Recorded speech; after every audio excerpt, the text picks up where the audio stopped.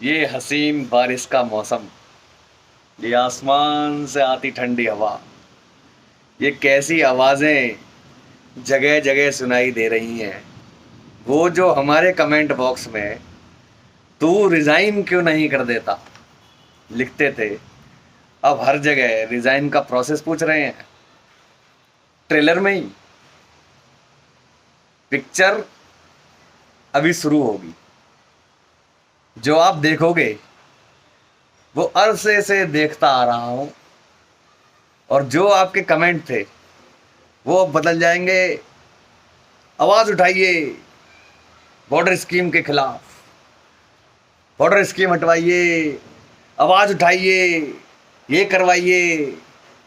मैं ही तो हूं प्रधानमंत्री। जय श्री कृष्ण। ये बदलाव समय